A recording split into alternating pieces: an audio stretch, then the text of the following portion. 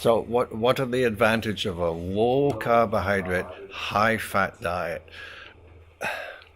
One of the challenges for an athlete training very hard, a marathon runner running 160, 180 miles a week, a triathlete training 6 hours a day, is the fact you have to eat an enormous amount of food and you've got a limited time in which to eat that food.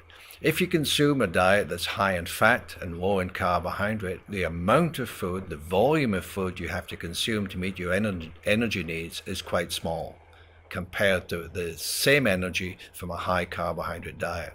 Now we have to recognize too that we need to consider what we mean by a high fat diet.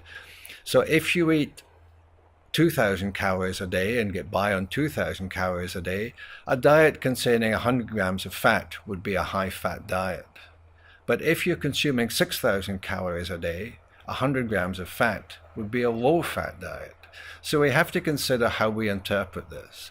And what a high fat diet is very different for the triathlete as opposed to the gymnast. So I think we need to look more closely at the question and consider whether we really mean a high fat diet. Because if you're training for 6 hours a day, inevitably the training intensity is relatively low. Most of the fuel's coming from fat, and you can eat a lot of fat, provided you eat enough carbohydrate to fuel the essential carbohydrate requirements. The rest of it can be fat, it doesn't really matter.